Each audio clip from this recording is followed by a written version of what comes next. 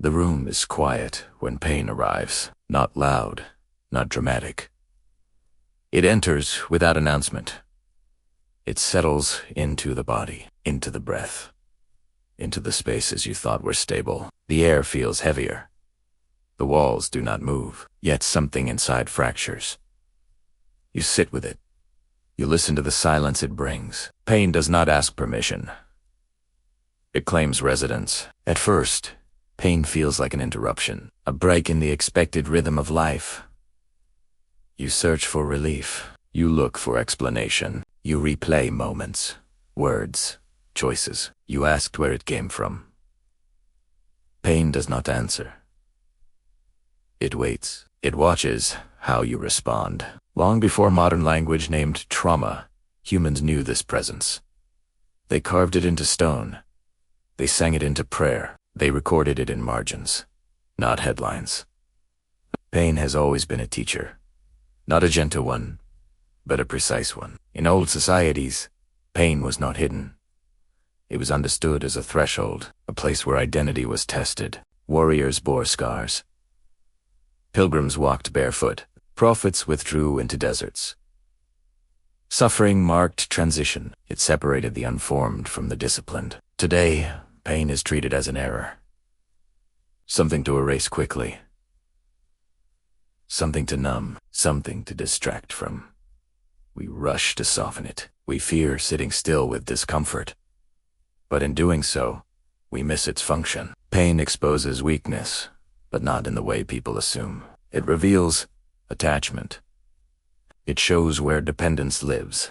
It highlights where identity was borrowed rather than built. When pain enters, old structures fail, habits collapse, illusions break, roles that once fit no longer hold. This is not cruelty. It is filtration. History repeats this pattern. Empires did not fall only from invasion. They decayed when pain revealed imbalance. When systems stretched beyond truth, when suffering exposed lies, held together by convenience. At the personal level, pain performs the same work. There is a moment when you realize distraction no longer works. Noise fails. Comfort loses power. You are forced inward, into memory, into conscience, into the parts of yourself you avoided. This is where transformation begins. Not in healing, in confrontation. Carl Jung observed this clearly. He saw that pain forces the unconscious into awareness. What was buried surfaces. What was denied demands attention. The psyche uses pain as pressure. It compresses the self until form changes. Strength is not born from comfort. It is shaped under load. In ancient records, individuals who endured suffering without collapse emerged altered, not hardened, clarified. Their priorities sharpened. Their language changed. Their presence carried weight. Pain strips excess.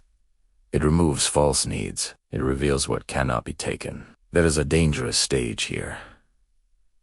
Many retreat. They rush back to old patterns. They rebuild familiar cages because familiarity feels safe. They mistake numbness for peace. This is where pain becomes wasted. But so must stay. They sit with it. They listen without panic. They allow pain to speak its full sentence. Pain sighs. This something in your life was unsustainable. Something relied on illusion. Something demanded too much silence. You begin to notice patterns. How often you compromised. How often you carried weight meant for others. How often you ignored internal warning signs to preserve external harmony. Pain does not accuse. It records, across cultures. Rites of passage included suffering for this reason. To break dependency. To dissolve childish expectation. To force responsibility inward. When pain is endured consciously, it reorganizes identity. The first strength pain builds is clarity. You see people differently. You notice who withdraws when you are no longer useful. You observe who remains without benefit. This knowledge is irreversible. The second strength is boundary. Pain teaches limitation. It defines where you end and others begin. It teaches refusal without apology. The third strength is depth. You gain tolerance for silence, for solitude, for complexity. Shallow reassurance. Lusasapi, truth, becomes preferable to comfort. This process has always threatened systems of control. People shaped by pain are difficult to manipulate. They question narratives. They resist empty promises. They value substance over performance. This is why institutions often rush people past pain.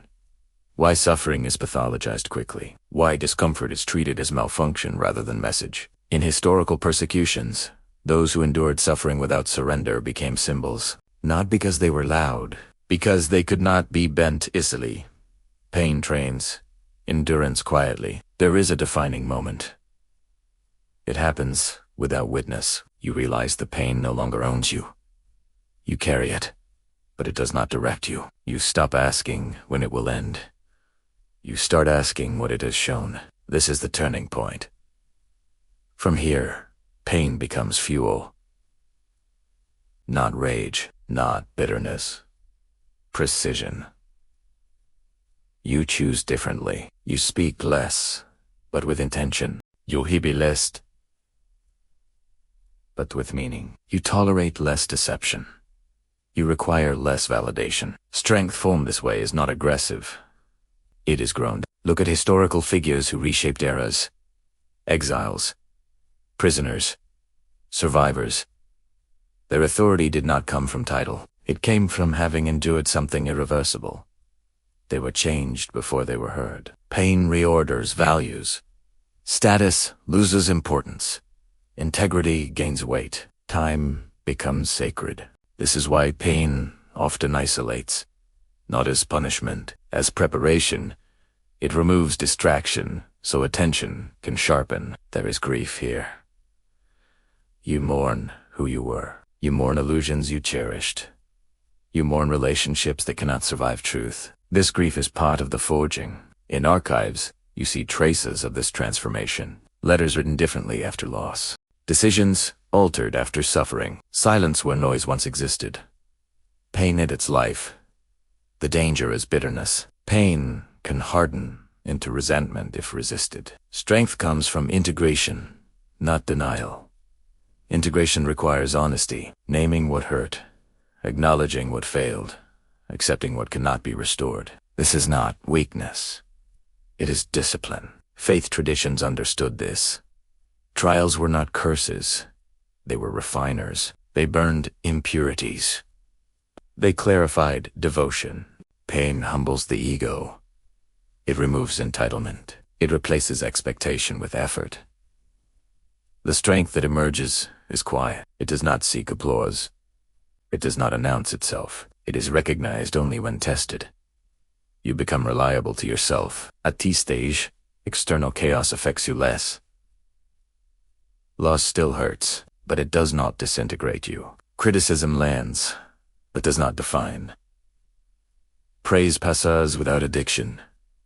Pain has taught proportion. You understand suffering in others without romanticizing it. Compassion deepens without collapsing into rescue. This is mature strength. Historically, societies ignored this wisdom at their cost. Leaders insulated from pain made brittle decisions. Elites detached from suffering lost legitimacy. Collapse followed. At the personal level, avoiding pain produces fragility. Indulging it produces victimhood. Enduring it produces resilience. The final transformation is identity. You stop identifying as wounded. You stop narrating life around damage. Pain becomes part of your history, not your headline. You carry it like a scar. Present, integrated, silent. This strength cannot be taken. It cannot be given. It cannot be faked. When future pain arrives, and it will, you meet it differently, not with panic. With recognition, you know this terrain. Pain no longer threatens to destroy you.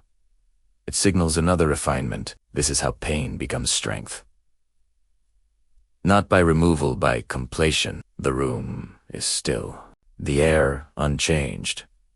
But you are not the same. Something enduring has formed.